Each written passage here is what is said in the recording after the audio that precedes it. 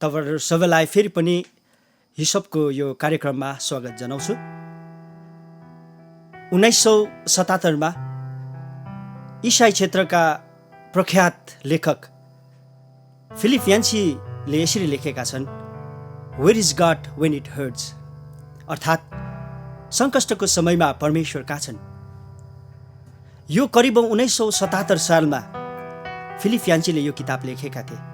अर्थात् 43 वर्ष अगाडि उहाँले यो महसुस गरे कि मेरो कठिन समयहरूमा, सङ्कष्टको समयमा परमेश्वर कहाँ छन्। वास्तविकतामा यो कुरालाई हेर्नु हो भने यो जुन प्रश्न अर्थात् जुन एउटा खोज फिलिप यान्सीले गरिराखेको छ, यो केवल उहाँको मात्र प्रश्न होइन, यो चाहिँ आज तपाईँ अनि मेरो पनि प्रश्न हो। जुनै पनि धर्मावलम्बीका मानिसहरूको लागि यो प्रश्न हो। हामीले पुज्दै गरेको परमेश्वर, हामीले आस्था राखेको परमेश्वर कहाँ छन्। म यस्तो सङ्कष्टमा म जिराखेको छु, मलाई प्रेम गर्ने, मैले आराधना प्रार्थना मैले पूजा गर्ने परमेश्वर कहाँ छन् भनेर मानिसले सोध्नु यो स्वाभाविक हो। म पनि सोध्छु, धेरैचोटि मैले पनि सोधेको छु। अनि यदि तपाईँले पनि कहीँ कतै तपाईँ इसाई, तपाईँ अन्य धर्मका मित्रहरू हुनुहुन्छ, यदि तपाईँले सोधिराख्नु भएको छ भने यो सोधाइमा तपाईँको परमेश्वरसँगको सम्बन्ध कम्ती भएको यसले आभास गराउँदैन।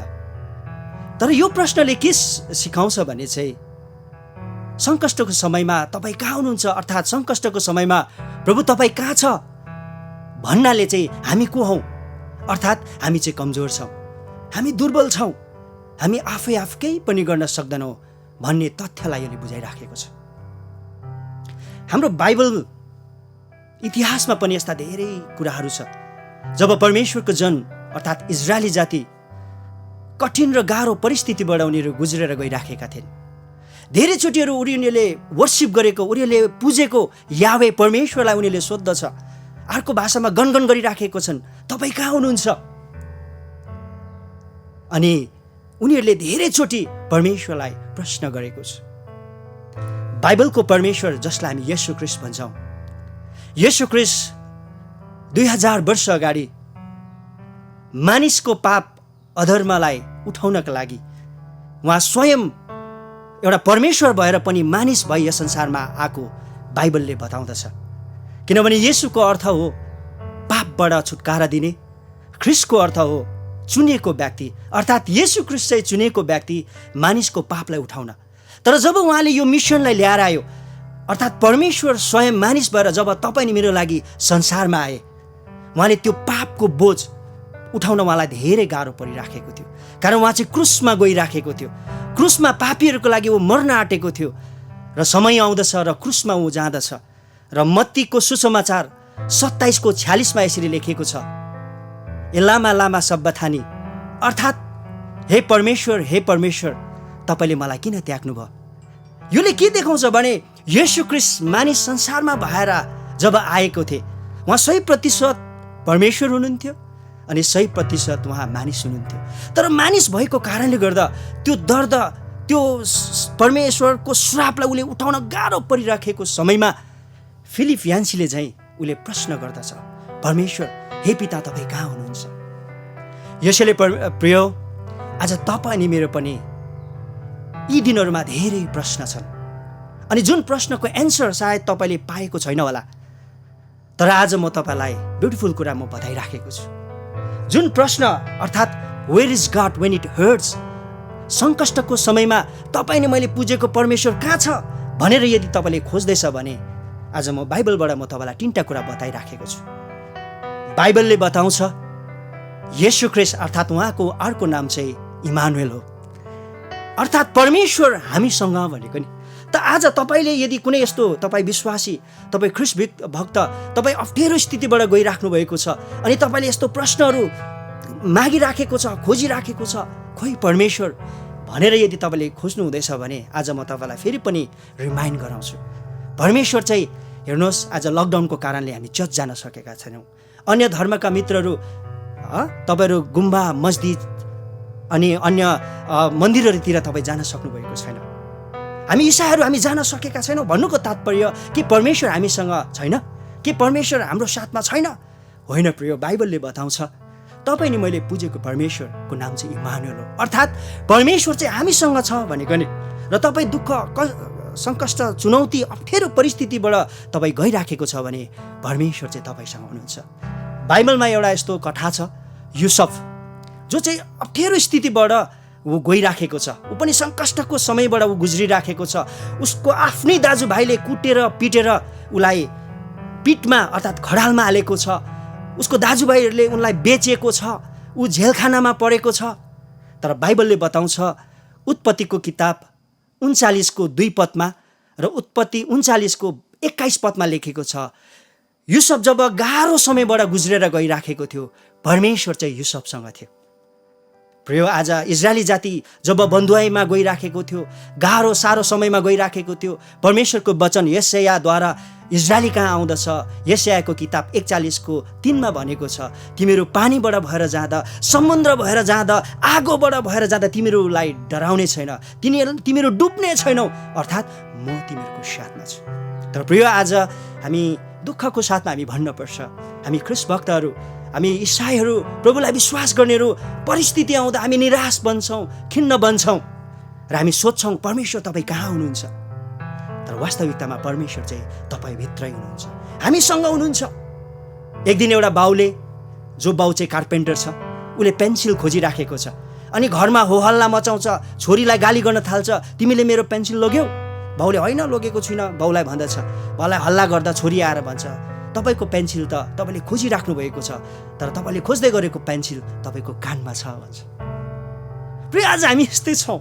परमेश्वर, हामीले खोज्दै गरेको परमेश्वर चाहिँ वास्तविकतामा गुम्बा, मस्जिद, मन्दिर, चर्चमा हुँदैन। परमेश्वर चाहिँ यहाँ बसिराखेको छ। हामी चर्चमा किन जान्छौँ? परमेश्वरलाई लिएर आराधना गर्न पो जान्छौँ त। यसैले तपाईँलाई गुड न्युज, तपाईँ अनि म गाह्रो साह्रो समयबाट गइराखेका छौँ। यदि तपाईँ अनि मैले पनि where is God when it hurts, सङ्कष्टको समयमा मैले पुजेको प्रभु कहाँ छ भनेर तपाईँ अन्यलतामा हुनुहुन्छ भने म आज तपाईँलाई सम्झना दिइराखेको छु, तपाईँ भित्र हुनुहुन्छ। दोस्रो कुरा, सङ्कष्टको समयमा परमेश्वर कहाँ हुनुहुन्छ भन्दा चाहिँ परमेश्वर चाहिँ हामीभित्र मात्र होइन, परमेश्वर चाहिँ हामीभित्र भएर मानिस कहाँ काम गरिराख्नु भएको छ। इन्ट्रेस्टिङ कुरा, अर्को भाषामा परमेश्वर चाहिँ चर्चद्वारा, परमेश्वरले बोलाएको जनहरूद्वारा, परमेश्वरले चुनेको जनहरूद्वारा परमेश्वरले काम गरिराख्नु भएको छ। बुझ्नुहुन्छ? किनभने परमेश्वरले पुरानो समयमा अब्राहम, इसाक, याकुब, दाउद अनि पछाडि गएर परमेश्वरले 12 चेलाहरूद्वारा परमेश्वरले आफ्नो काम गर्नुभयो। अर्को भाषामा परमेश्वरले चाहिँ पार्टनरसिपमा अहिले काम गरिराखेको छ। संसार एकदमै होहल्लामा छ, सङ्कष्टमा छ।